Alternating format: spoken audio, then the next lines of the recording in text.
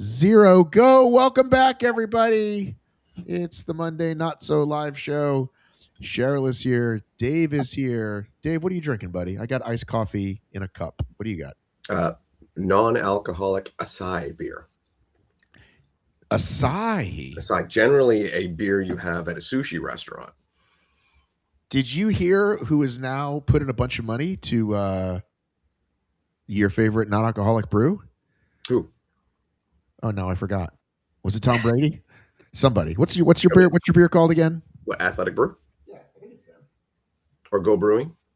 Oh no, I don't know. Go Brewing. Yeah, it was Go Brewing. Yeah. Who signed with Go Brewing? I don't know. Hang on. I want to give these proper shout outs. Telling me. I get these fucking news things every day, like what's happening in sponsorship news. And I get like 7 of these emails because I'm sure that some of them are going to be interesting. And most of the time they're not. But somebody just fucking who just participated in Go Brewing. Where's news? It should come up. Shouldn't there be a news model? There we go. News.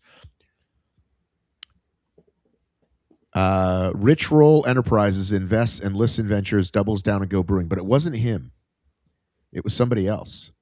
I don't know who that is, Rich Roll. I want to. So Rich Roll is a massive podcaster. Oh. He's I believe, a runner. Yeah, he started as that, but then he grew into like the right. He's an avid anybody. He's an avid vegan. Oh. Right. I have one of his cookbooks. The most logical and best non-alcoholic brewing partnership is Heineken 0.0 with Formula One. Because non-alcoholic beer and race car driving just makes sense as a partnership. They would go hand in hand. Yeah. But look, if you've got an acai non-alcoholic beer, I mean, wouldn't a vegan love something like that? I don't know. Is acai vegan? I don't know. I'm assuming it's plants, right? Well, I'm doing a bad job announcing. I'm doing a bad job announcing this news. I feel like there was another one too. I feel like there was another.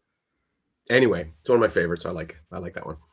There's 2 companies that I like to deal with up here. They're like non-alcoholic distributors. One's upsidedrinks.com and the other one's designateddrinks.com or .ca, and both really good. And you'll get all sorts that deliver to your house kind of thing. So, all right, well there you go. Free plug for those guys. Free plug for those guys. Yeah. Well, we had some news today that wasn't news to some people, but was news to a lot of people. How do you like that for an intro? That's Matt B. Davis here. Some people know some of the things some of the time, but a lot of the people know a few of the things most of the time. And that was that HYROX's regional championships were going to be truly gatekeeped. Yep, I just said it. Gatekeeped by proving you are from that place. Now, I, like most dumb Americans, were like, well, that probably means bring a license. It does not mean bring a license. It means bring your fucking passport. Now, because I love to ask the internet says Americans, about half of us, have a passport. Mm-hmm. About 75% of Europeans, about 90% of UK. So not a normal thing for us. And we also like to complain. We don't like to do things that are difficult. And you cannot just show up with your license and get on the podium and or qualify. You'll be sent to another line that says, oh, yeah, your race counts, but you ain't getting near the world champs with this. Dave's raising his hand. Is that you?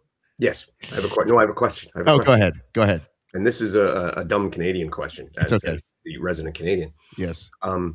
Isn't that more legal documentation than you need to vote? Yes. That is true. I'm just saying. I'm just curious. Your system's different than ours. And by the way, it's not my system. It's HYROX's system. No. American voting system is different than ours. So, well, what's the Canadian voting system? Oh, we need IDs. Okay. So this would not be. I mean, you all have your ducks in a row up there. So I apparently that's a matter of perspective and opinion. If you vote, yeah, I think it makes sense. Well, I want to make a distinction because the term copy means something different than it used to be. Once upon a time, we had these things called, wait for it, photocopiers. Or what else? What brand name, Cheryl, would we call it? Xerox. Oh, sorry. I was asking Cheryl, Dave. No, I got You excited. answered out of I turn. had this one. This is why I'm better at Producers, Jeopardy. hang on. I have to ask the producers. Producers, take away 500 from Dave. He answered out of order. Cheryl, you'll answer first in the next round as well. I probably won't know that one.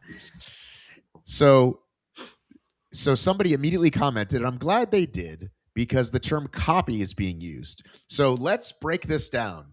There can only be one original, right? In the world, there is one actual original. You left the hospital. Your parents handed you a piece of paper. Now, Cheryl and I were born. I mean, I don't even know what they used. Mimeographs? Who the fuck knows? Your parents handed you a piece of paper. You what, were as a newborn baby? You None were of them born. know. No, the hospital gave it to you, right? Okay. You were born. If you're listening to this, at least 2 decades ago, okay? Right. At least, and many of us several decades ago. So the term original, we just need to just sort of like put a pause on that one, right? What you can get is an official document that comes from, I keep saying the hospital. I think technically it's a government institution like the state or the county, but you start with your hospital and they'll get you to the right place and they'll mail you a very pretty looking thing. I did it the first time I got my passport several years ago, and Brockton, Mass, Brockton Hospital, look it up if you want, on a beautiful spring day. I have no idea if it was spring or not. April 5th, 1972, Brockton Hospital. They mailed me my little thing, and this is your mom and this is your dad. Oh, I think I did it when I got my marriage license, actually, because it's like, this is your mom, this is your dad, blah, blah, blah. Anyhow, so that's what you need to get. Or I was going to have my passport handy, or your passport. You have one of those two things. You don't, they're going to send you over to another line that says you can and finish. Anyway, explain that clearly enough. Maybe try again because you were a little glitched. He's still glitched. All right, so while he's glitching, I'll explain it clearly. So if you don't have your passport or your birth certificate, your race will not count towards the championship. So you can still race, yes, but if you win, you don't get to win. That's right. Yeah. Okay. I'm surprised. Look. Am I back? Yes, you're back. Okay. Just to be clear, and I didn't want to put this into overcomplicated, but if you don't have anything, if you've never done a HYROX before, you can't race. This isn't like your local 5K. Mm-hmm. Like, they want you to show something, right? So sometimes your phone is fine. They're like, hey, you don't have your ID. Do you have an Instagram handy? Whatever. But like, you got to have something. And this one, they might crack down even more. They might not even let you do the Instagram only thing. So I'd bring something with your picture on it if you want to be let in the door, if you want to get a pretty race. Is that because, do you think that's not the American part, like the regional, because that's just a different thing. But where you say are they doing that a little more, cracking down at regular races where they're cracking down on ID and stuff? No, I just feel like all races say bring an ID, but most 5Ks I show up to, I leave my wallet in my car and I say, here's my name, and they don't give a shit. Yeah, but I think they're worried but like a HYROX or a big marathon, Boston Marathon, whatever, like you're going to have to. I think they're worried about like bib muling. I think that. Yeah, exactly. Which I think they should. I don't understand why you wouldn't ask for ID when someone signed up. Right. But this one is especially, which again, for the Euros, it's like, who cares? But for us. So, Dave, do you have a passport? Do you have a Canadian passport? Dude, I go to the States like 12 times a year. I have to have one. Oh, that's right. I'm actually surprised, like and I'll tell you a little story. When Ryan and I first got together, she did not have a passport. And I was stunned at the simplicity of getting one in the States. Like, so I went to visit her.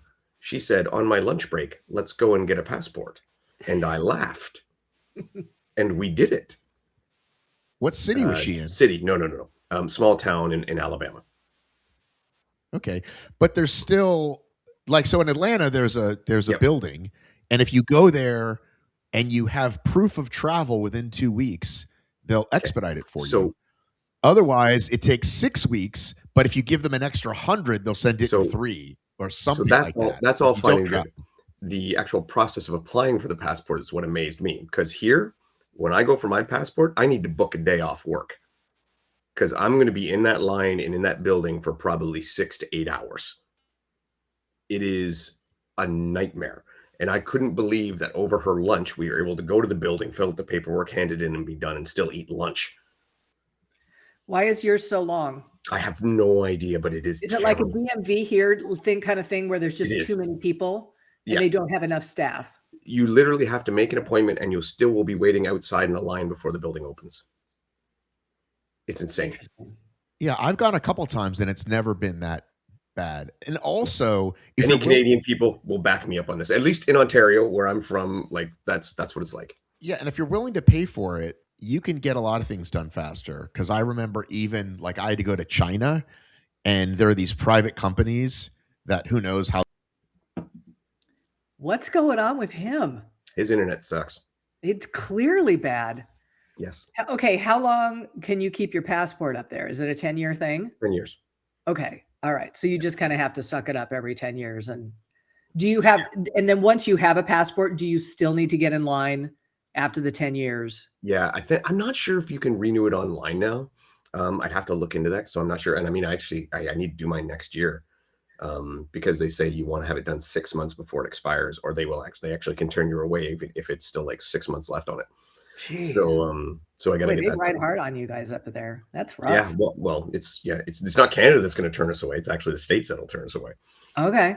All right. So yeah, I got to look into it. So maybe you can do it online. I don't know, but I just know every time I've done it, it has been a nightmare of a process, and something that all those things you don't want to do, you'd rather do than go to the get a passport done. I'd rather go to the Service Ontario, which is our DMV.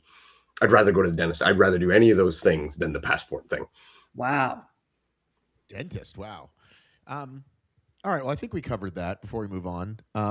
Or do you want to say anything, Cheryl, before we move on? When you brought this up, that when you made the post this morning, I don't know why. I just thought, of course, they were going to expect the elites to do this, the people for the regional championships and, the people who were, but it didn't occur to me that, we all have to pay attention to this. Like, that's a big deal. So, and you're right. Americans are, I think, very much at a disadvantage because we don't travel a lot. We don't need to. And so it's going to be tougher for us. Well, and I probably in the last couple of years, I bet a bunch of people who didn't have them got them because they wanted to travel to do HYROX, perhaps. Well, and I will say I ended up renewing my passport when I went to Manchester, right? So what was that? 3 years ago. That was my first World Championships. So those of us who are fortunate enough to win sometimes may already have our passports based on our history, right? An Australian beat me in North American Championships last year, and I'm still bitter about it. So I'm really glad she can't come this year. Well, actually, now that I think about it, because I created an account online, I actually did, just because my passport now is brand new. I want to show you because it's so pretty. It's brand new. And I think we talked about this. I've been in England a ton. They don't even stamp the fucking thing anymore. They just go welcome. And it's like, what's the fun in that? But I actually, maybe it was just my license. Either my license or my passport or both. All I had to do was do it online because technology and now is so good. Right. It's like center your face. The outside of my house is white. So I stood there and it didn't 3 or 4 times it took for it to be like, this lighting isn't good enough, but it worked and they accepted. Speaking of which, how is the lighting here? Does this look nice? Because I bought a nice light. Can you tell the difference?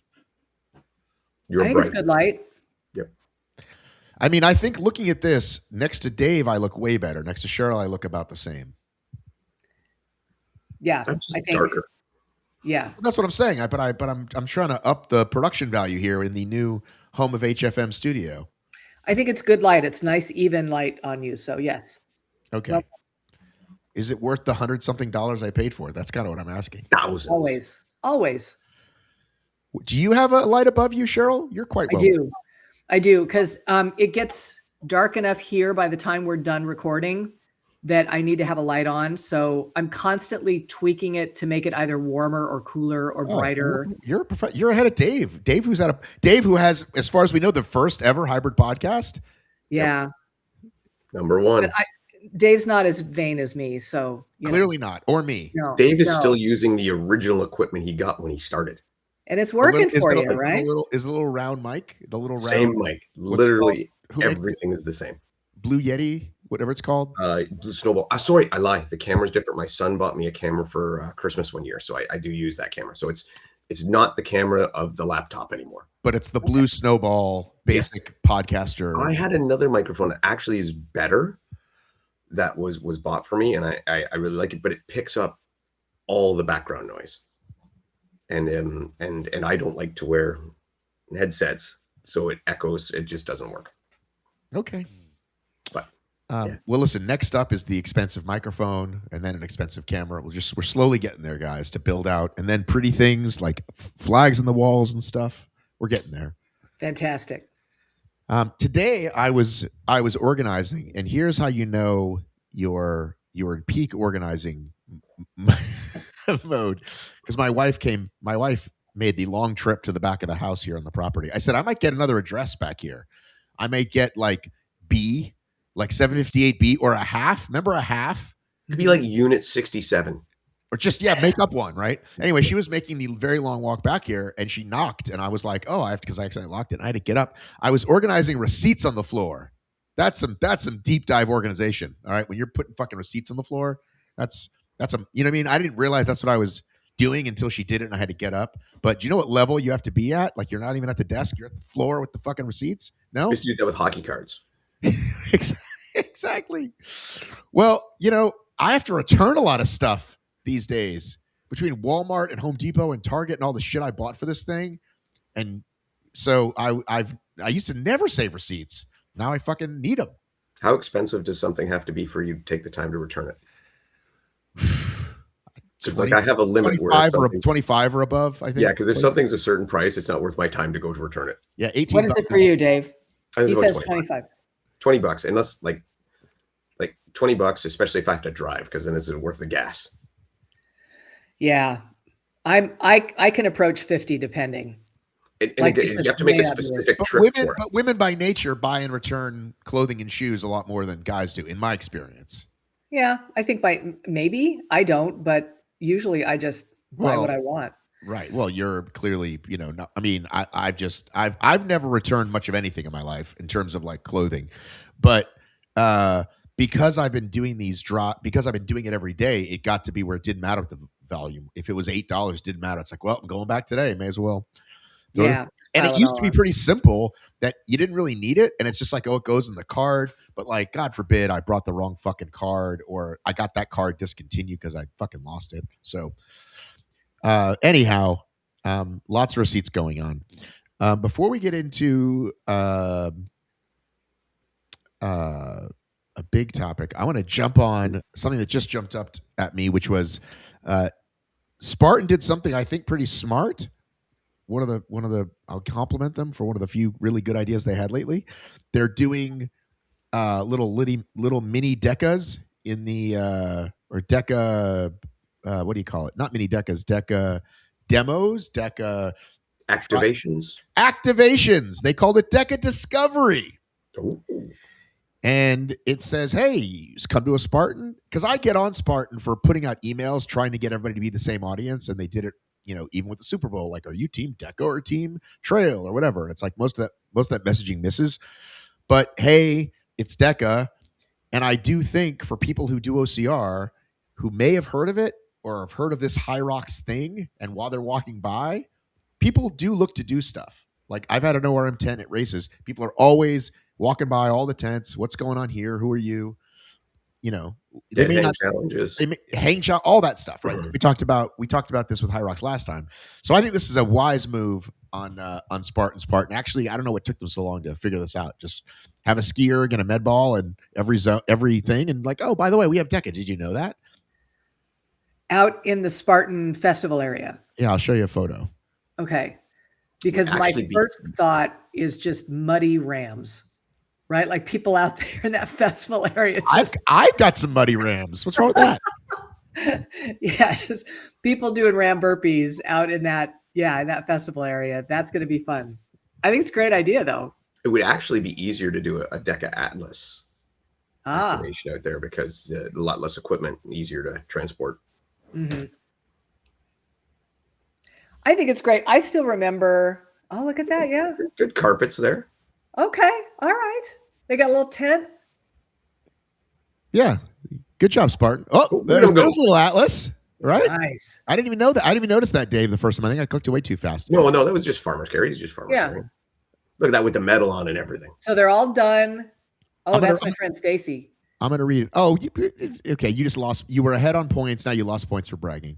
Popping up at Spartan race festivals near you, DEKA Discovery is an opportunity for you to experience Spartan DEKA firsthand. Bring you the signature DEKA functional fitness zones right to you, where you can utilize the movements as a warm-up, participate in mini workouts, and put yourself to the test by taking on epic challenges. From there, take the next step by signing up for a local gym-hosted event or the next DEKA Fit Arena event in the area. Shout out to Spartans at the recent SoCal Trifecta weekend for stopping by the DEKA Discovery tent and absolutely crushing the zones, even when covered in dirt. There you go. They were hearing you. Yeah. We can't wait to see you at the Anaheim DEKA Fit in March. So yeah, good job. That looks good. Okay, so first of all, I think there's no better time to grab somebody to sign up for one of these Spartan events, other than after they finish. That's when everybody's all excited, right? And they're still with their friends and they're like, oh, come on, let's do it. So makes total sense to have that there. And this reminds me of the first exposure I had to DEKA, and that was during the first Spartan Games. Do you guys remember that? We were all watching that. Of course. Spartan Games aged very well. Really? I think so. Yeah. Okay, I should watch it again. In terms of the content, the concept, you mean the competition? Let Cheryl finish her story, and then I'll tell you what I mean. Yeah, so they had, among other things, like of course they had all these different athletes, and they were doing a lot of different things. Some strongman events and some ultra marathons, and that sort of thing. I mean, there was a lot going on. But one of the events was basically a DEKA. It was kind of a rudimentary DEKA. They hadn't really narrowed it down yet, but it was basically what we do in DEKA. It had the movements. I think it had an assault bike. Because Ryan Atkins was like all upset about his seat. Like seat height, yeah. Yeah, his seat height, right? So I remember this, and I remember thinking at the time, man, what would I give to be able to do that event? Like, I remember thinking, this is my wheelhouse. This is what I want, is just give me something strong. Like, I don't want to necessarily have to run around out in the dirt. I want to do something that actually tests my fitness. And so it really got me excited. And you're right. I'm not so sure the Spartan folks know about it. And it may actually really capture a lot of people like me that they wouldn't be doing otherwise. At the fit events, I'm seeing a lot more people coming from Spartan races. A lot of people showing up that I'm like, hey, just talking to, and they're like, well, we've never done this before. We just do Spartan races. And so we decided to jump in, and I'm like, oh, okay, cool. But when I said the Spartan Games aged well, when it came out, the first one, I think Beth and I were just starting the podcast, and I remember picking it apart, just piece by piece. And I watched it, I would say within the last year. And I'm like, it's better than I remember. What were you picking apart? What didn't you like? Well, I'm a negative prick. Everything. Like, and the stuff I said, I still agree with, right? But I'm just like, it just in my mind, like I didn't like the fact that they did wrestling and stuff like that. I didn't like the surprises, especially with the wrestling, because I thought people who are not trained in combat sports should not be doing combat sports because it's dangerous. I maintain that completely. I agreed. But I mean, watching it though, I'm like, you know what? This is not bad. It is pretty entertaining, and it's not as bad as we thought. And I think Beth and I have had this conversation before. She says the same thing too. She's like, yeah, it's not that bad. I really wish they would have kept it up. We kept waiting for the second season, and it took forever. And then they finally did it, and it wasn't quite as good. Like the first one was just perfect. Yeah. All right. You want to read the events? I'm going to read the events to you because your favorite source for all things obstacle racing media, the Spartan Games 2020 events and results. This is an article from October 13th, 2020. Okay.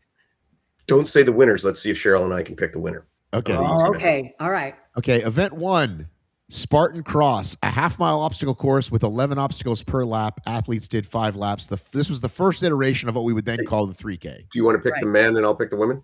Who won? Oh, no, because I remember the woman. I'm okay, I'll trying do to the men's. remember the I'll man. do the men's. I'll do the men's. Okay. Okay. First place, Ryan Atkins. Correct.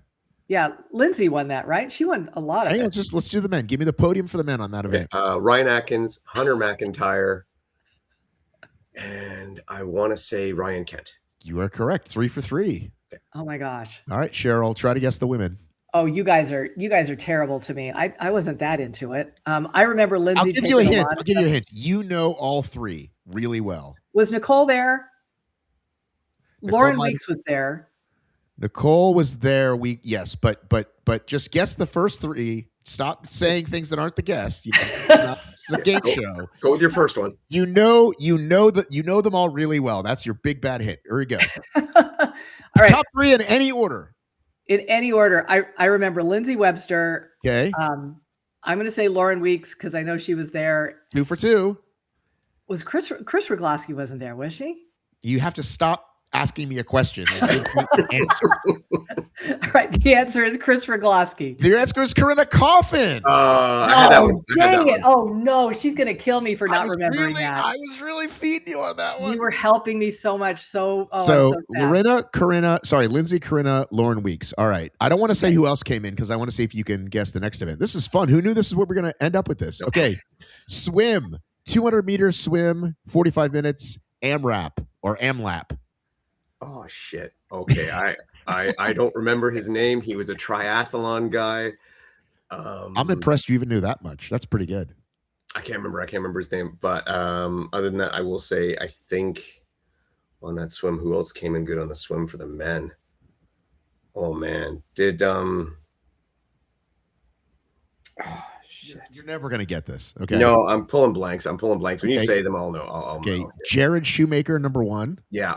Josiah Middow. Is that what you were thinking? Yeah. Josiah, because he's the like rough ultra guy, ultra terrain, ultra triathlon. Mountain biking and all that stuff. And then a gentleman who, if you put a gun to my head and said, "Who is this?" I would have been dead. Herman Deming.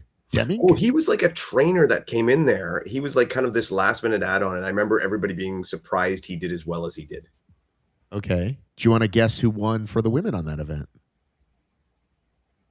I'd put Corinna in there. I thought Lauren won that. Lauren's a great swimmer. Lauren did win. Really? Okay. Second place was a CrossFitter, Dave, a CrossFitter. Oh, was that what's her name? She did the HYROX too. Dumping on the names here.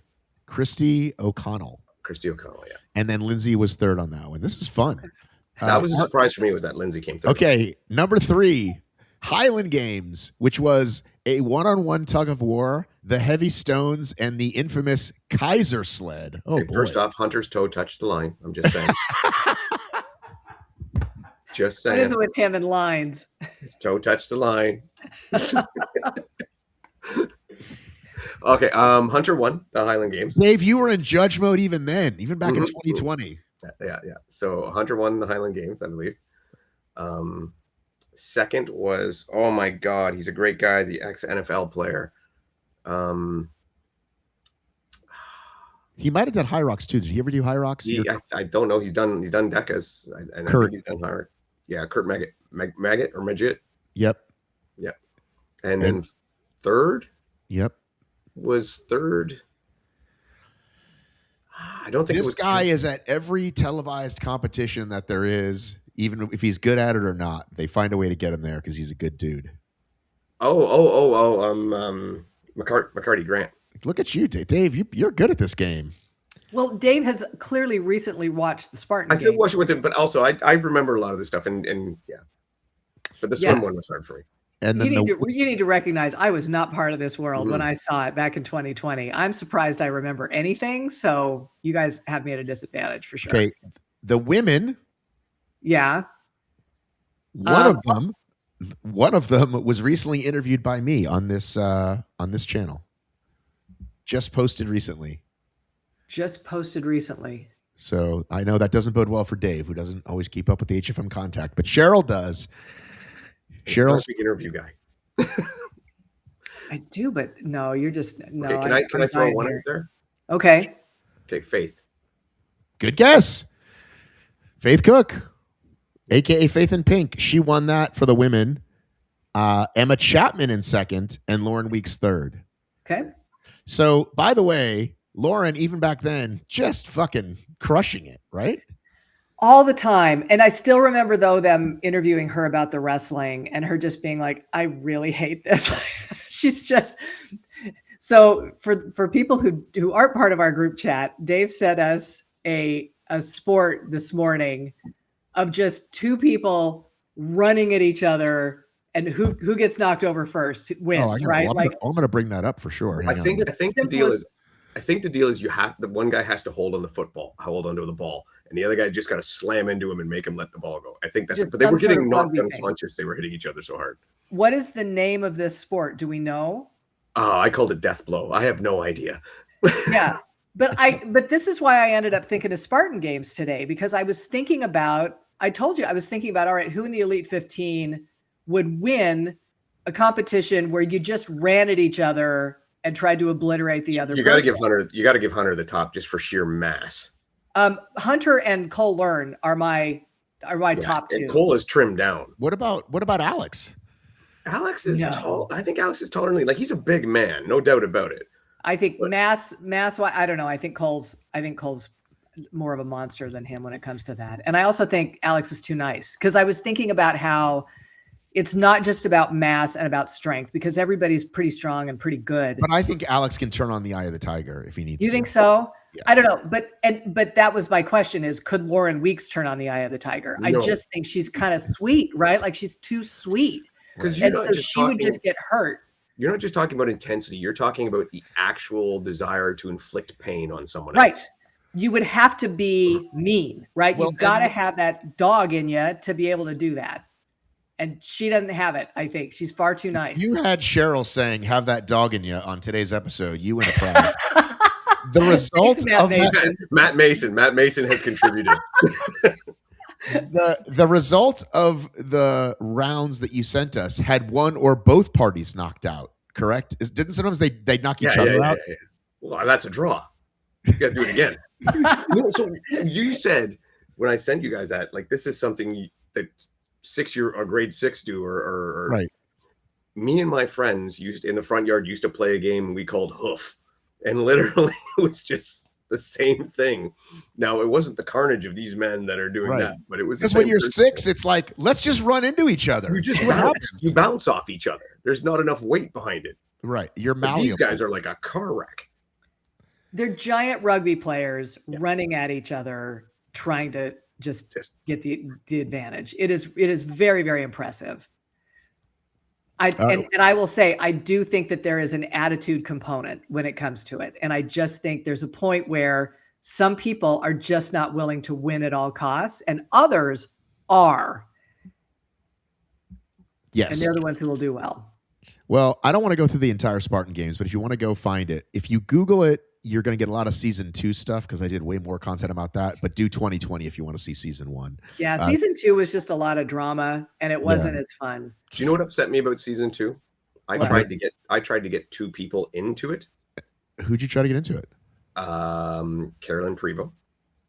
Okay, and would have done amazing. And Rachel Vonderak. Rachel was the one who did get in, and then they said, by the way, you're not in because we have a sponsor athlete. We have to put. Well, I wasn't gonna. I'm not trying to. Hey, you made us name the person. You might as well name the whole deal. I'm not trying to dox people, Dave. It's not that person's fault anyway. No, it was totally not that person's fault. But Spartan basically said, hey, we have a sponsor spot we need to fill.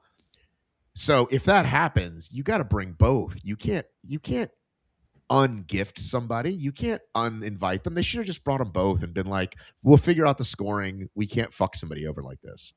Yeah. And in turn, what they did was they took a person who was ready to be very much a DEKA mainstay, who had done very well in HYROX, who was one of the few people in the world who have beaten Lauren Weeks in a HYROX. And she was going to get very involved, and instead they pissed her right off Really stupid. Really stupid. She would have nothing to do with them after that. By the way, one of my favorite people. I haven't talked to her in a while. Hi, Rachel. If you ever see it, she's great. She was really awesome. Great person. But while I was looking for that, I found something else in the annals of history. I'm really glad that I do this for a living sometimes because I find cool stuff like the breakout of containment DEKA fit, which was Jacksonville, Florida. There was a sprint or a super, maybe a trifecta, but there was also a trail and there was also a DEKA. So here is me at the 2020 DEKA Fit Florida. It was a DEKA mile before there was a DEKA mile. Does that make sense? Yeah. Yes. And you thought you had actually done one. Did? Yeah. So look at this. You see the Spartan obstacles in the background? Mm-hmm. I thought I did one. There's Gary. See, Gary's lunges are okay. This is hilarious. I don't think I've seen this since I edited this 5 years ago. 500-meter runs between zones. Except, did they actually have us run for the whole 5 meters? 500 meters? No, it would have been 160 if it was a mile. Were you there? No. I couldn't even get in your country at that point. Okay. This guy was not moving that fast, but hey, he's who I am. Yeah, think of the box jumps. Jumping though. Oh, wow, look at this. This is before they changed the rule? No, the rule, there was never that. He just did that. Oh, Gary doing a good job. Balls. There's the ski. Yeah, look at that. Talking. Look at me. Look at me not knowing what I'm doing. Oh, I was pretty thin then, though. That's a good run there. Farmer's carry. Oh, it was pretty quick farmer's carry. Oh, no, there I go. Oh, so it was a loop then. It wasn't like a 10 down and back deal. This might have been my first time in an air bike ever. Do you remember your time? I'm going to guess your time was over 3 minutes on that bike. Who the fuck knows? Who the F knows? I am pretty sure that those assault bikes are still being used by DEKA Fit. I cannot confirm or deny. And we used to have like the old dead ball over, Dave. What do you about this wall? Hey, I'm fine with the wall. Hot take. Dave would rather all the dead balls were over walls instead of over shoulder. You know what I wish? I wish that we would just jump over the wall. I think that would be funner. I would like. Look at this. Look at this on gravel. Look how bruck and brutal this is. Now, you know what? Those don't move too bad on gravel. They're actually better than they are on grass. I don't remember it moving well at all. I remember pretty much hating it. Let's check out this guy's burpees, though. Okay, good form. That's not as bad as a lot of people back in the day. There's me. One. Did you complete all 20, Matt? Who knows? Yeah. I think Joe is at the end. I think I saw Joe was sitting down right next to me. Yep, there he is. That was exciting. Yeah. So I came back and I said I did a DEKA and you had to correct me. Is that what you're saying? Because I don't remember this. No, I just knew you didn't. I never corrected you. I just knew you hadn't done it all. No. But when you said you thought I did a DEKA, you thought you had done a whole DEKA, and you told me I didn't. I don't think I ever told you, but no, you didn't. I know now. We didn't know what this fucking thing was. Exactly. Yeah. You didn't know what you didn't know it exist yet. It was, hey, Spartan's doing this weird thing. Yeah. It was just go through it. Yeah. But you did get one of the first DEKA medals ever. I did get one of the first DEKA medals ever, and I have the shirt that says like breakout of containment or whatever, which was pretty cool. And I think I got a DEKA Denver shirt out of it because they had canceled the first ever DEKA Denver that was supposed to be at the Cowboys Broncos training facility down the street from the broken down Kmart. That DEKA didn't happen. This one replaced it, I guess, and I went to that instead. So there you go. What is both of your? I'm acting like you guys today. What is both of your guys' favorite piece of swag ever? Yeah, I have 3. I'm looking back. It's not back here yet because I don't know. No. I would say the only thing back there is a little pig that I got from. No, but I mean like a race swag. No, I know. I'm saying, but that's a age group medal for Garfield's bacon run, first place in my age group from 2 years ago. Nice. But I would say the first time I ran 100 miles was that looped race with Laz for it's called a Race for the Ages. And so I got a belt buckle and I got it handed to me by Laz. And so that's like, all right, I did something. It's probably my favorite piece of swag. Not bad. Not bad. That's Sure. a good one. I have a second place trophy from Jackpot Ultra Marathons that is a mouse sitting on a pile of poker chips. That was the ultra marathon here in Las Vegas that I did. So that's kind of the weirdest one. I have framed my first age group win from Spartan that I will never get rid of. And then my HYROX Anaheim Pro Doubles flag from 2 years ago with Kim Cole, where I've never felt better and I've never felt faster in my life. It was just the best race I ever did. So to clarify, none of your world championships, which you have a few. Correct. None of those are your favorite. It's okay. I'm just clarifying. Because that's not, it might not be the swag. Like the swag can be for a different reason. No, I know. It's the effort. It's the experience. Yeah. What was the Spartan race? What was the venue? What was the year? It was in Fort McDowell, Arizona, which I don't know if you've ever run that one, but it's a beautiful venue. Is that Vegasona? It is not. It's over by Scottsdale. So, surf party over there. It is out in a Native American reservation that they have these rodeo grounds, but you go through like the cactus and it's just gorgeous. It's just really gorgeous. And I don't think I've ever felt better. Even just the warm up, I felt like $1 million. And I had lost my place on the podium in a previous Spartan that I had done the year before because I hadn't done the burpees the right way. And they docked me like 10 minutes. That was hard to take. And so this race, I just burned it. I passed everybody, men, young people. Like I beat everybody in my age group by 10 minutes to give me that cushion just in case. I felt great. And I think that's for me. It's like, how did I feel during the race? Did I feel like I did my best? Did I feel like it was this really great experience? And I was extremely proud of that. I didn't ever think I'd win something and I won. So yeah, that's who knew fitness racing was coming and you would dominate. Yeah, there you go. So, okay, Dave, what about you? Okay. So I'm the same. I'm taking out the world championship stuff. We can't, not using that and everything. Some of the big ones for me is, and this was a world championship, but I did not win. It was just OCRWC qualified for the Pro Wave. And the only time I ever did that. So I have my Pro Wave bib from the 3K in OCRWC. I actually saw Matt and Jack Bauer at the finish line for that one. That was where Jack gave me one of the best compliments of all time, where he said, "Hey, you belonged." So that was pretty cool. So thanks, Jack.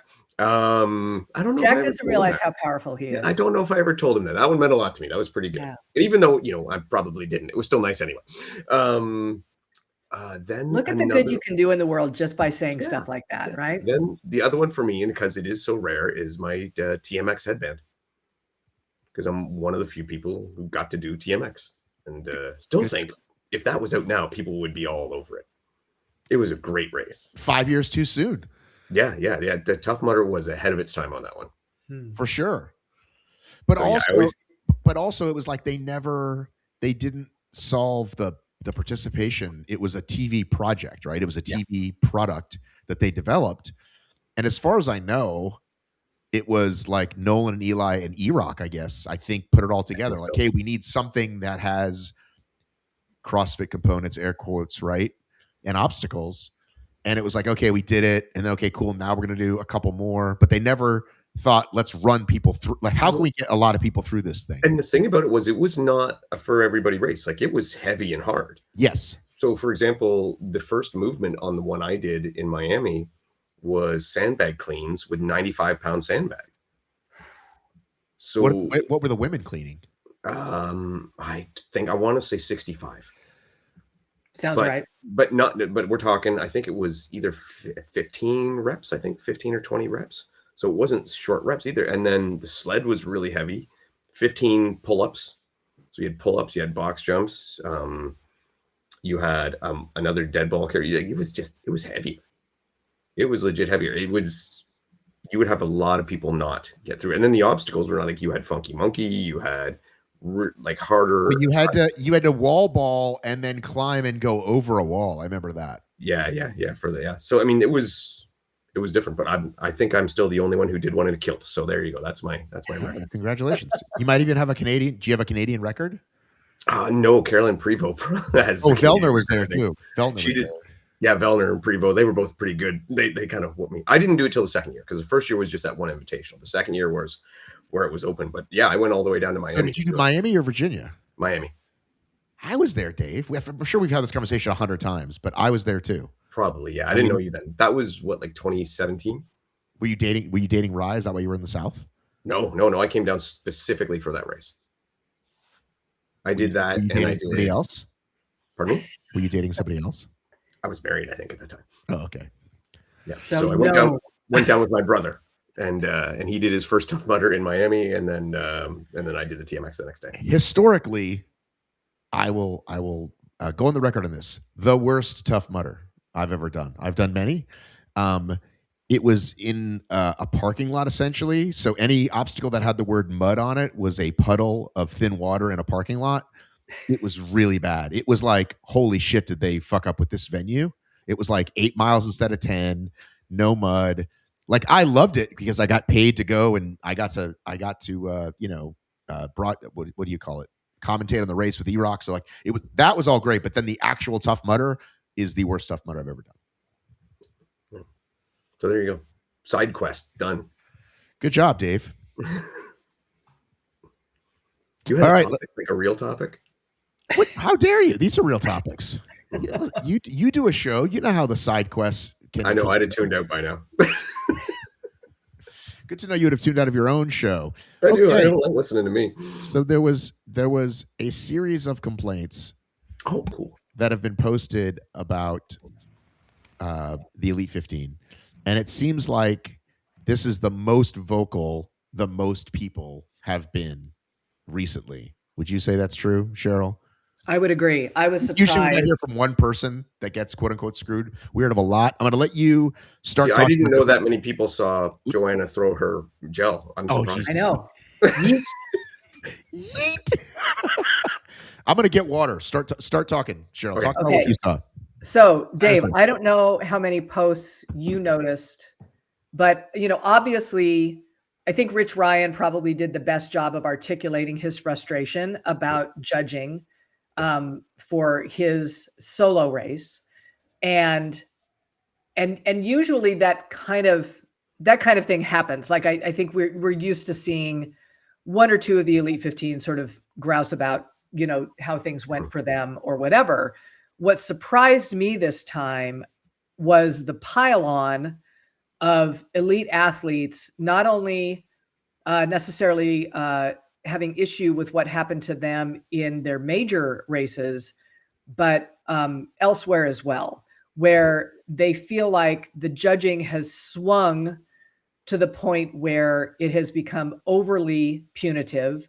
To use the term that you talked about last week, judges are now hunting for no reps and for ways to penalize people.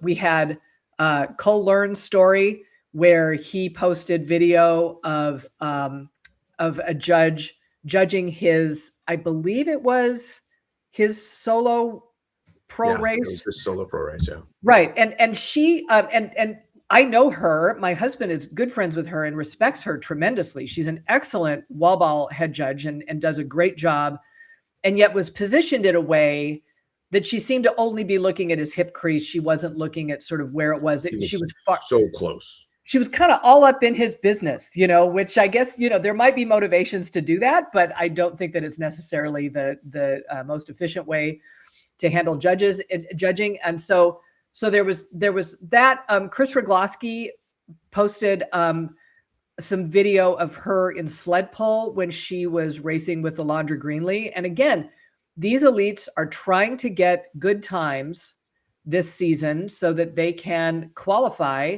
for these regional championships, for majors, and so forth. So it makes a difference for them if, for instance, in this case, the sled pull judge kind of shows up out of nowhere when it was clear to me, and I know that you may have something else to say about this, but it was clear to me that she had not gotten anywhere near the lines and yet was penalized for stepping on a line. And so there was that. It seemed like there were just more issues. I mean, certainly, you know, you don't really hear Hunter talking about his race. It doesn't seem like they made a lot of noise, and yet people who aren't even necessarily fans of Hunter felt like he was robbed of the world record because I think so.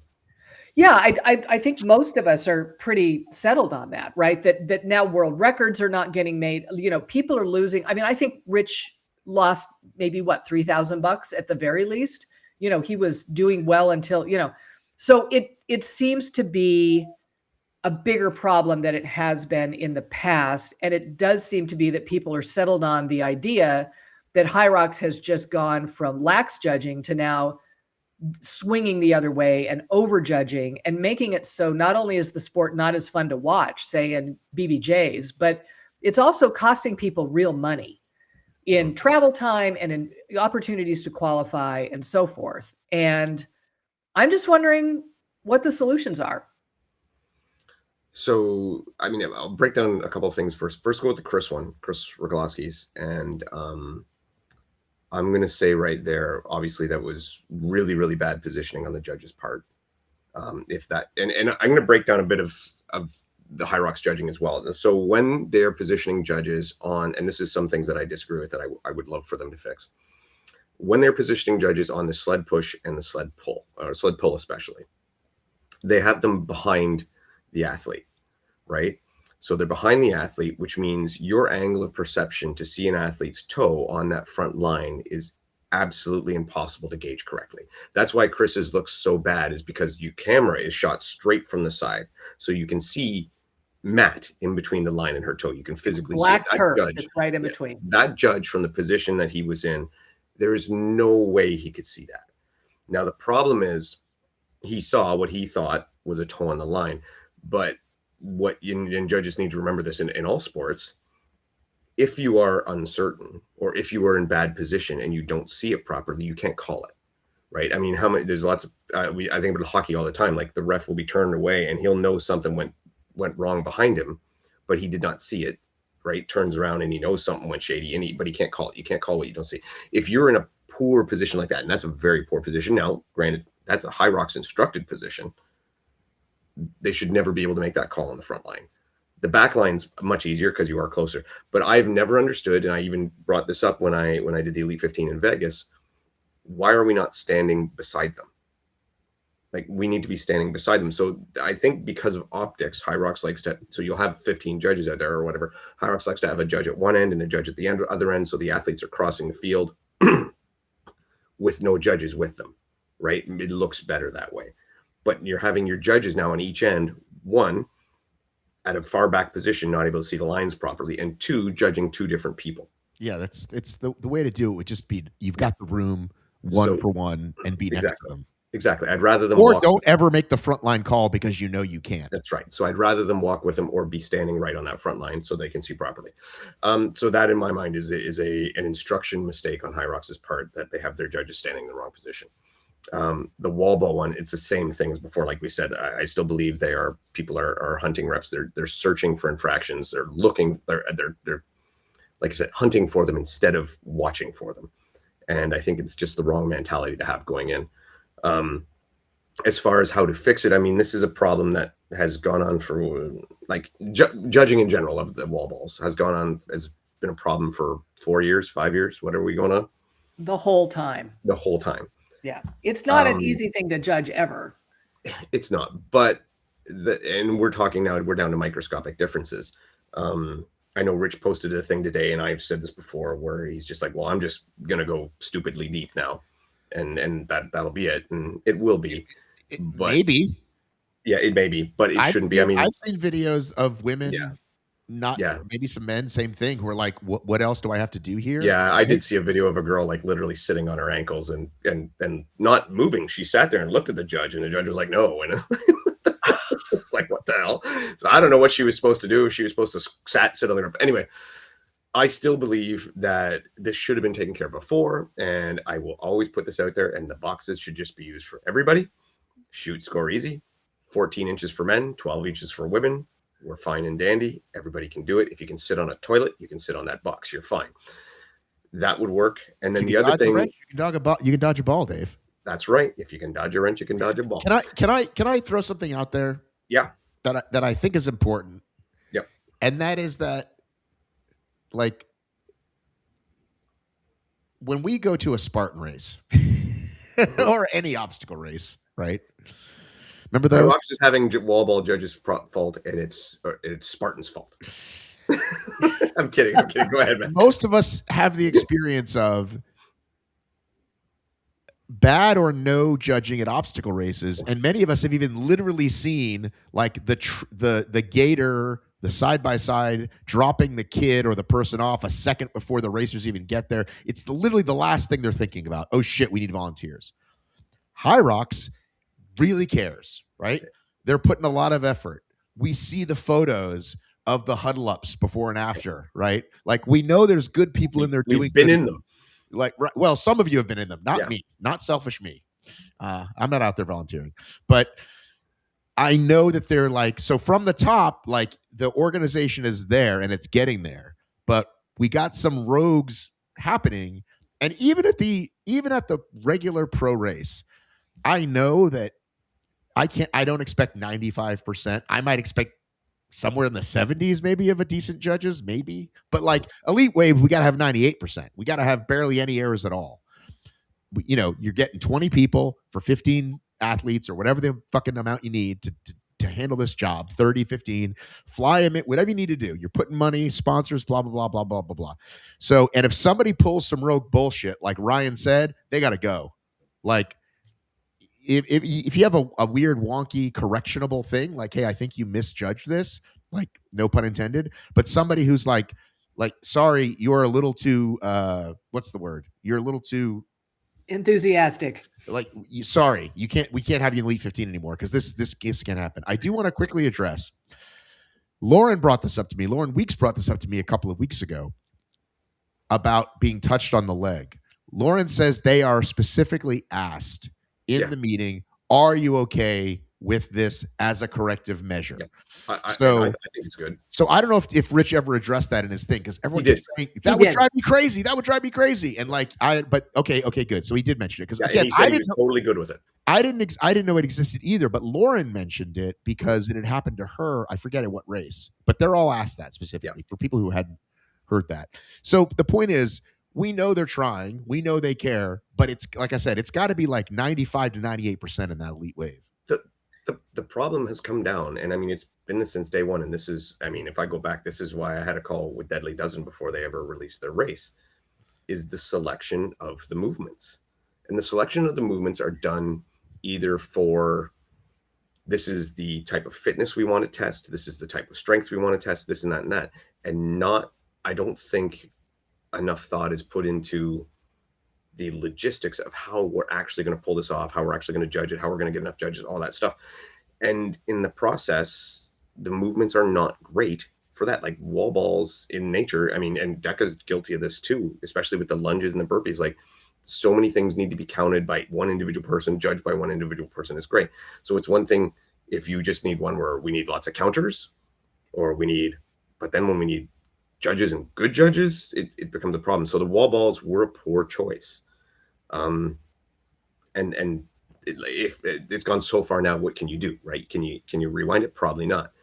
A better movement for that wall ball would have been a reverse lunge wall ball, where you drop down to one knee, stand up, and throw the ball, right? So there's no, does the knee hit the ground? Does it not, right? It becomes a lot easier to judge. There's a million different things you can do and different movements you could make, but that ship has sailed, and they'll never change it. Well, I don't think they'll change that, but I just also talk about what Rich talked about is we're testing fitness, and the thing that Tanya talked about with my feet were not exactly parallel, and they fucking never are, right? Your feet are never exactly parallel, and so if you're they're always exactly parallel depending on where your line's going. Exactly, good point, right? So we're testing fitness, not can you line your feet up. Like if there's no advantage given, it was like when we talked about with DEKA with the up versus the down, and like if there's no advantage, then that's not a penalty you call. And this is a thing that HYROX can fix. That burpee one can be fixed, but they want to keep engineering it so that they had it right in the first place. You know, we just need to adjust how we say it, and what they really need to do. And I mean, I've said this dozens of times, and ethics has taken this from me, is you land in one box, you put your hands in that box, and you move on. That's it. Or, and I don't know if you said this, Matt, or somebody else said this, the other way is extend the distance and just say, let's go. You know, that's hammer away. Just let them fly. Let them fly. I mean, that's what HYROX 1 does. And how fun would that be to watch that? I would love that. I'm not a fan of that. I'm not a fan of the frog. I know you're not. I know you're not. But could you imagine the amount of people in the regular pro waves who would just obliterate themselves on the burpee frog jump, and how much carnage there would be afterwards? You know who might like that, Cheryl? Your friends over at the Enhanced Games might like that one. That's right. They would go, right? Hey, we got a Canadian going to the Enhanced Games. Okay. All right. Mitch Hooper, world's strongest man. Fantastic. Yeah. Is he today? Is he the world's strongest man? I don't know if he is today. He has been, though. Okay. All right. Like within the last year or so. Okay. Won the Rogue Invitational, the strongman contest there last week. Okay. I have a question. Why don't we know who these judges are? Oh, yeah. This was a good question that was brought up. Everybody knows who I am. Contrast DEKA World Championships, where there was a judging issue, and how you guys handled that. There were names. We knew who these people were. You answered for DEKA. Yeah. You settled the issue. I don't know who these people are that are being chosen to judge these folks for these thousands of dollars and world championships spots. Is it just somebody's nephew from the front office? I have no idea. This is a great question. How are they getting these judges? What credentials do they have? And why don't we know that? I feel like the solution always seems to be centered on the movement standards and centered on, you know, how to handle things on the ground, instead of having HYROX have, number one, some accountability for who they have judging these, so that when Rich's wall balls go poorly, or when Hunter's and Jake's wall balls go poorly, you have somebody to say, listen, this is what I was seeing, where they can actually account for the decisions that they're making, instead of just inserting themselves into a race and with zero accountability and entirely anonymous, right? Like, they don't have to suffer any consequences for the choices they make. They don't have to stand for anything. They can, you know, if you just want to be that guy, you can be that guy. I've never understood this acceptance of the anonymity. Last night at the Super Bowl, they had an official in the booth talking about things. We know who these people are. We know what their credentials are. We know they deserve to be there. Every sport does this. You know the officials. Every sport. And it only gives credibility to the sport to know who these people are. I've never understood it. It also, if Matt Locke, if you're listening, and other folks in HYROX, if you're listening, it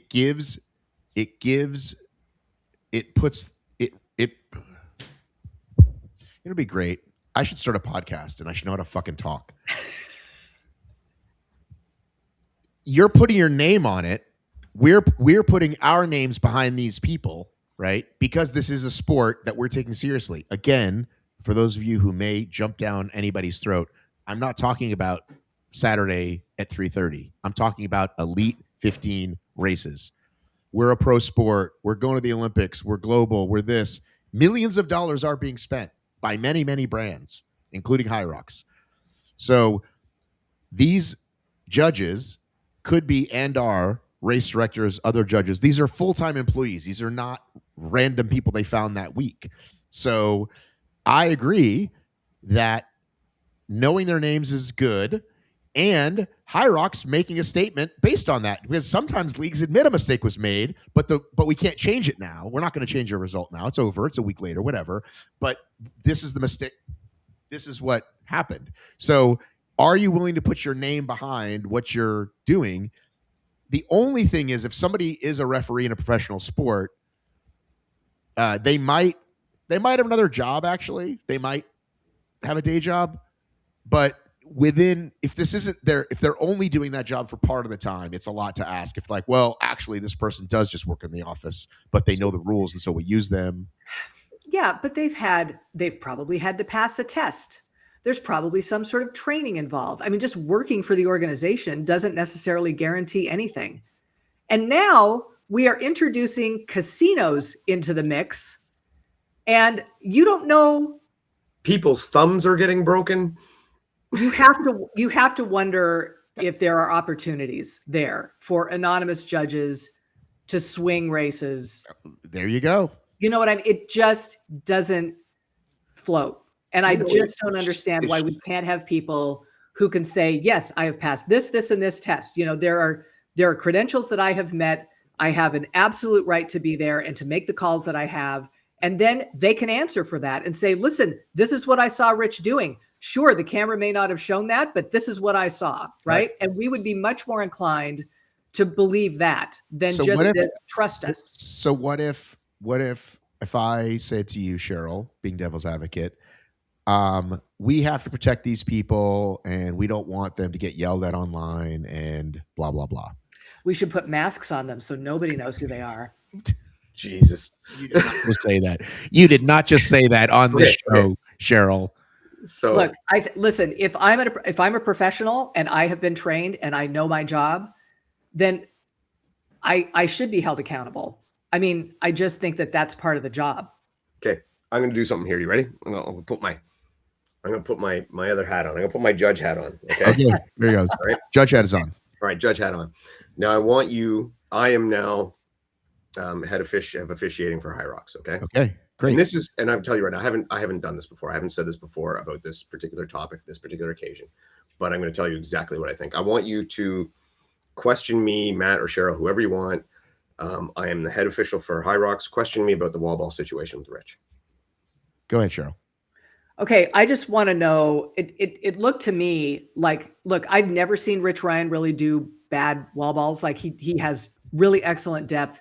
He seems to be solid. In past races, he hasn't had the problems. And it just seemed like this one particular judge was finding stuff that wasn't there. Okay, I understand that. And I've seen the video. And from that angle, I'm going to be perfectly honest with you. I cannot tell if his depth was good or not. I do know that judge was being very, very precise and was in great position to call it. And I think that judge had the best view of any of us. So for us to second guess him from the sideline is very, very simple. But we were not there. We're not in the position. The cameras obviously distort the views with different lenses. It's very hard to see. So I know that guy is doing the best job possible. And that's the guy I want on the job. Now, Dave, same guy with the hat on. Do you then turn around and talk to that guy privately, or do you just stand by it regardless? 100%. Okay, privately, now what do you say to him? Privately, I say, dude, man, you are fucking walking the thin line. You really have to fucking watch it, okay? You got to be clear. And if you're not clear with, you got to make sure that the athlete knows exactly what's good and what's bad, And so it's just, publicly, I'm going to and even then I would still have his back, right? But it's just got to be, you have to, I can take my hat off now, but you just got to, I would like HYROX to come forward and back up their judges, because right now, if I'm that guy, I don't fucking want to judge for you anymore. Why would I want to judge for you? Is calling for him to never judge again. Exactly. Right? So, and you don't have my back. You haven't stood up for me. Yeah. And what I just told you right there is all they had to say. And all of a sudden they have his back, and that guy. And then they deal with whatever everybody says about it. But that's right. And then you can, but here's what you said, Dave, that I think it's so obvious. It's right in front of us. Hang on a second. Yep. It's so obvious. It's right in front of us. But I just, when you said it this way, it breaks it down so well. I'm getting really good at this. Was he hitting depth? I'm not sure, but the depth he was hitting was the same over and over again. So they're either all good or they're all bad because they weren't changing. That's the important part that we have to go by since we don't have the angle. And that's what people need to think about. And again, with my hat on. Okay. From that camera angle on a stream with different lenses, you cannot tell that. You love the lenses one. TV version of Dave. You love dude, it's honestly all I need to do is cast any doubt, right? And in that particular occasion, no matter what camera we have on it, that judge is in a better position than that camera was. Right. Correct. I'm just saying that's what I want from my judges is if that's what's the difference in the 20 that were good and the 20 that were bad. It's like that's what we can't. Yeah, and I mean he would if I was judging and I would be like, dude, you needed to be a half inch lower on the ones that I gave you no reps on. In case anybody else happened to mention this, I wasn't even going to say this, but in case someone else happens to be watching this, somebody wrote me and said that JK's wall ball counter jumped. And I said, well, that's because sometimes they miss a few and they need to correct it. And so he then came back and said it happened a couple of times. And I watched it like once. And as far as I could tell, that's what happens. Sometimes the thing doesn't go off. So they jump it for the 4 that they missed. So anyway, in case somebody else was out there thinking it, I didn't see any shenanigans out there in case anybody else thought that. But I will say this, and this is something I've talked about with the head wall ball judge that I live with. He has mentioned that the screens can become a distraction because you think about when they're correcting, when they're jumping the numbers, that means they're not watching his depth. And that happens a lot. And I noticed that a lot with Rich's judge. He had his nose in his screen quite a bit, right? Just kind of fixing stuff, like working on things. I do think that there becomes an issue with this technology. I actually think, look how upset we were about the counters on the actual targets back in the day. Like we were having real issues with that because they were inconsistent and they weren't working and they would shut down they shut down midway through Manchester. Like that wasn't great. But now they've kind of gotten to the point where we've actually accepted it and they tend to work just fine. Like for the most part, there isn't a real issue with that. We need to find some sort of technology for depth. And it can't be some guy who's got some man or woman who is simultaneously trying to watch for squat depth and man a screen to be able to handle the rep count. It's not sustainable, I think. So correct me if I'm wrong. Isn't it Trika, that race, using a tablet with the squat depth for the thrusters? I mean, it would seem doable. Somebody else technically did it first, and I forget who it was, but they messaged me. So sorry, whoever did it first is fine. Trika just happens to be the one that I recall. And they have again, there are ranges they can set it for, like open and pro for the down depth and the up depth. I don't know what word I'm looking for here. So Cheryl, if you were head judge for a day, would you just do clickers? And then you're watching with clicking, and then you're just not. We are big fans of clickers in this household. It just works better. It's quicker, and especially when you get to mixed doubles, right? So you have these mixed doubles, like let's say you've got a mixed doubles team that's looking for, to hit a world record, right? The judge has to change the setting on the target every time the man and woman switch. So God, we were so quick, Cheryl. How did they even do it? We were lightning fast. I mean, exactly. I don't know. We had like a really less good than half a second. I think you would drop it, and like I would almost catch it in the midair. we were amazing, and our judge was amazing. Could you tell me the face I made when you told me I was going to do the last 10? By the way, you know what? You just had this look of resignation on your face, like, okay, I could do this, and you did it. So yeah, I was tired. I didn't want to do it. I thought I'd give you the victory. You know what? We stepped right over that they added that I'd never seen before. I'm not saying they didn't do it before, but I'd never seen it before. When you and I raced and we got done with the ski erg, what happened on the screen? Oh, it had a little check mark. Big giant check. All the refs were coming by us saying, you don't have to wait for us. There's going to be a big check. You don't have to wait for us. There's going to be a big check. And so could you cheat technically? Just throwing this out, like if you got to 900 and stopped and ran away, by the time they got to see that you didn't have the check, you might already be gone, I guess. But I like it for open waves. I mean, for not the Elite 15. I love it. It moves things along. It's people not like, hey, I'm over here, I'm over here, I'm over here. It's just like you get the check, you go. And if people want to be bullshitters about it, then I guess they will for the extra half a second. But I liked it. It might have been on the row as well.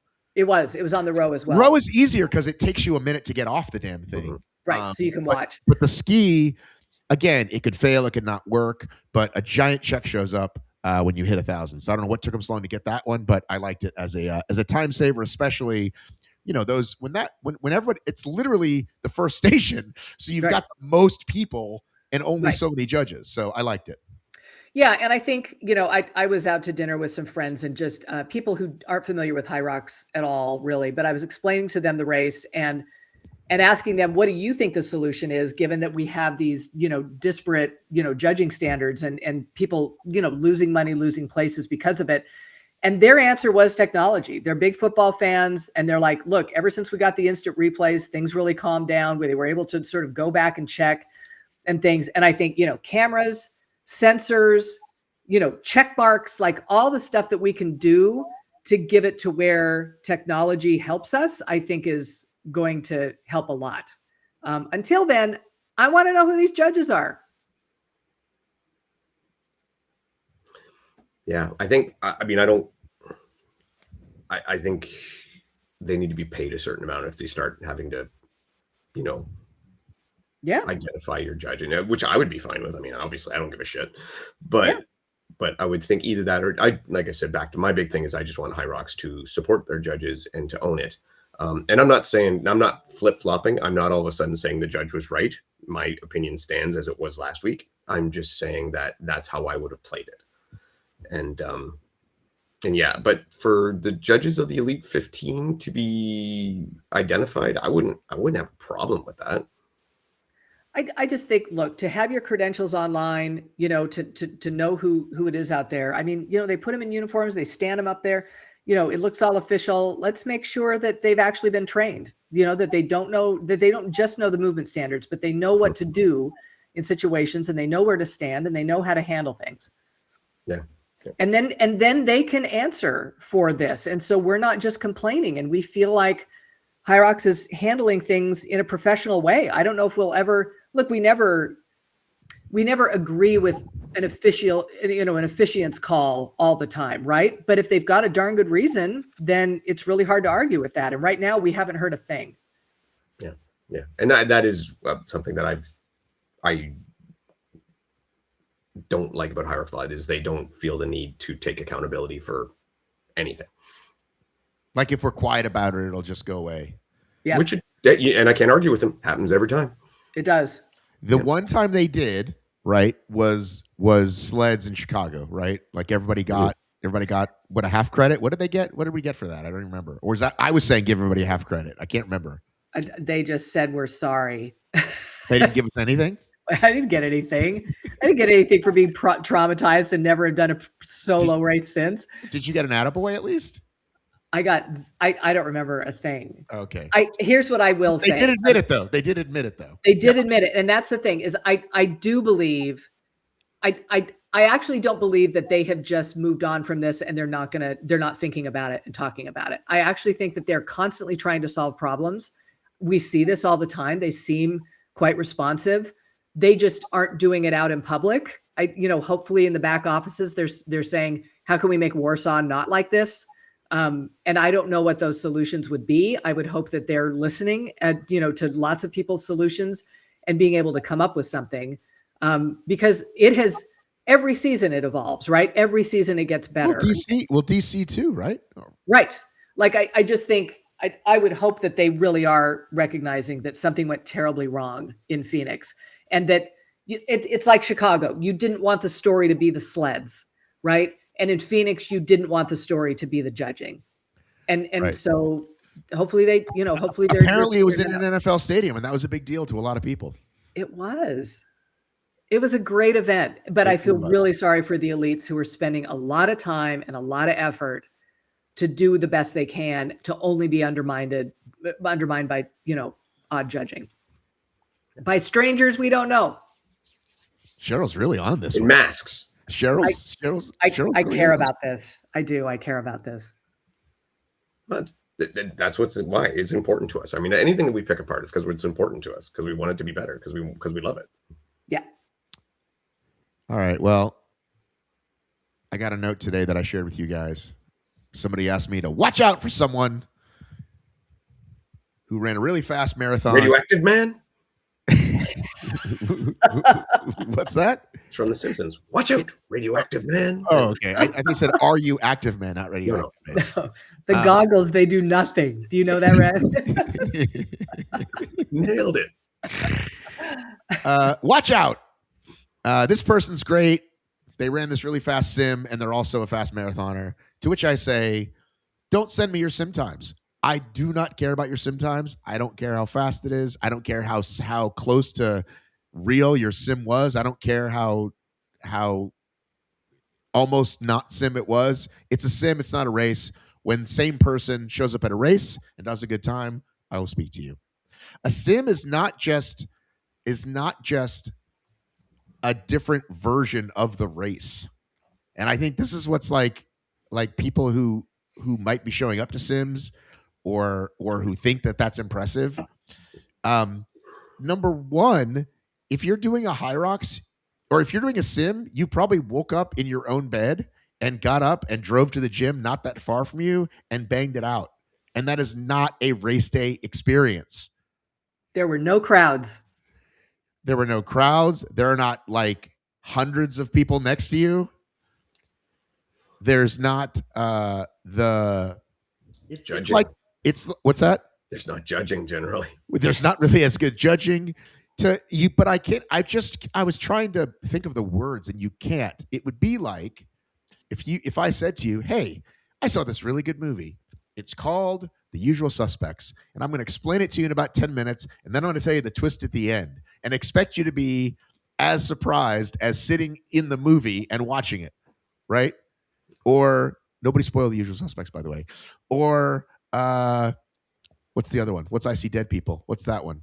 Sixth Sense. Sixth Sense. I'm just going to explain it to you, and then that's kind of like going to the movie. No, it's not.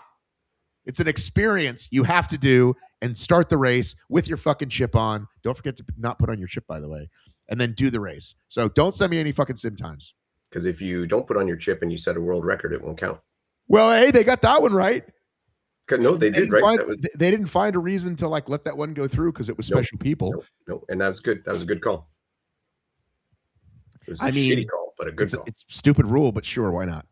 Yeah, no, I mean, just saying it's per the book, right? So that's what you got to do. That's what you're supposed to do. Okay, so Matt, you're a media guy. Who gets your attention? Like, what athletes get your attention? And I want to know from Dave too. Well, again, like if you say this person who usually does X, Y, or Z, poker player, triathlete, whatever, here's their first ever time, and it's even reasonable. I don't even mean sub 60. I just mean reasonable. Like, oh, okay, cool. Thanks for sending me that. I'll definitely keep an eye on this person. But I don't want to hear fuck all because they did a gym. She's really fast. I'm sorry. Listen, I'm not naming the person, and I'm not naming the person that this person talked about. So if this person's listening, great. You can DM me again. But I just wrote, I don't give a shit about Sims. Smiley face. You know what I mean? I handled the best I could. Is this person going to be in Vegas? This person has to race once. Now, having said that, somebody I do want to speak with, who will be joining us next week, is Ryan from the bike, who we talked about, who was the guy who had never knew the rules before and showed up and had good times, and then now is working his way back through to try to get a time because he didn't know the rules. Because why would he know the rules? Yeah. Like that matters. That guy showed up, had some good times, right? Then did some more good times. So that's who gets my attention, Cheryl. Okay. Dave, what gets your attention? Like, who do you start following? I'm aware. For me, I really think that the real runners are starting to figure this out, and that they're starting to realize I don't have to gym bro lift 6 days a week in order to be good at this. And I think that's where the next wave of real talent's coming from is people who are just amazing on the runs. Mm. So, you know, collegiate track athletes who are still collegiate track athletes, you know, Olympic qualifier levels who are, so the runners, the real runners coming out, those are the ones that I think are scary, especially runners who are like, you know, milers, things like that, you know. Mm-hmm. So I know Beth and I have been watching a few of them, and I think they're frightening. Do you think, Dave, semi-loaded question that I think I know the answer to. Cool. When we get the mixed doubles, when we finally get the mixed doubles pro, do you think that will make a difference? Sorry, clarify, what do you mean by make a difference? Like right now, if I want to race doubles, right? It's typically already to Elite 15 athletes, right? Yes. But mixed doubles opens it up more to have like a really fast gal. Yeah. The men can do more of the station. You see what I'm saying? Yeah, So yeah. that's open it up wider. Yeah, that's exactly what I'm doing. If I'm Alex Ronkovich, I'm, because mixed doubles is open weights too, right? So I say him because he has the record. I'm just finding a, you know, Olympic level 10K, Olympic level 5K runner, female runner, and saying just you know, just pace me. Right. I mean, do you think at some point they will have to then say must do 20% of the work? I think that's the only reason there is no elite mixed, because they don't want to get into it. Is because that interview with Mo was basically that, is we just can't figure out how to regulate mixed doubles. No, I mean, it was Dylan and Tara were the first ones to exploit this. Like a year ago. Yeah, Dylan and Tara were the first ones to exploit this kind of loophole where it's like Tara just ran with him. Yeah. And no knock, not like Tara couldn't have helped him. She's a beast, but it just saved her for the runs, and they just went faster that way. So, so there's an AmazeFit athlete that I've seen a couple of times, Bethany Sockleben, and she's unbelievably fast, and she's getting better at HYROX, and that's who I think about. Like, ooh, when they open this thing up, if they open this up, like, could be super cool. That could bring in that whole thing. Do we want to see that race? Because really, isn't that just a men's open race with some? Well, again, we have to listen. We're there now. Let's thought experiment for at least a few minutes. Yeah. Cheryl, what's an acceptable amount? What's an acceptable amount of work? Would you first of all, would you make it over the whole race, or would you say per station? How would you define the work? You know, I have to wonder. I think about how you and I split up the work, right? Where I carried you basically because I'm so strong. You did. But I do think that it would be easy to just require, say, the first sled push, the first sled pull. You know what I mean? Like, you really could just sort of lock in, you know, the first amount of something, have the female counterpart do it, right? Like, and they could do more, but they at least have to do that. Exactly. Like, you have a baseline where, you know, they have to do, and it could be 50%, right? That they have to push at least 2 lengths or something. I don't actually think it would be hard to require that. You've got judges there. They would be counting. It would be fine, right? I think that you could probably handle that pretty well. Dave, your thoughts? Put your judge hat on. Put your judge hat on. Judge hat on? Okay. Physically, literally, put it on. While he's putting his hat on, let me just say that Dustin Edom and I ran a 104.44, which is the fastest I've ever run in my life in a HYROX, right? That guy, he's ridiculous. The next morning, he ran a 105.09 on his own. I bought him 20 seconds. Good job. Yeah. So congratulations. That's the problem with mixed doubles, right? That's the problem. Okay, go ahead, Dave. So, I mean, I've not given a lot of thought to how to fix this, because I mean, it would go through initially when I realized the problem, I went through a couple things and then I just kind of whatever. But so some things that I went through, splitting up the runs instead of having everyone run together, split it up like DEKA does, something like that. In a scenario of, so for example, I think the biggest stations to me where it looks like the guy just does all the work and the girl just recovers, it can be a lot on the sleds. So this is just a completely radical idea. So instead of pushing one sled, you each have a sled to push. You have a men's open weight sled and a women's open weight sled. Both need to be pushed. And then one of you goes off running, gets ready for the next one. Make it so that they can hand off on the run each lap. So you got like a 2-lap course or a 3-lap course, you can hand off or whatever, right? Something along there.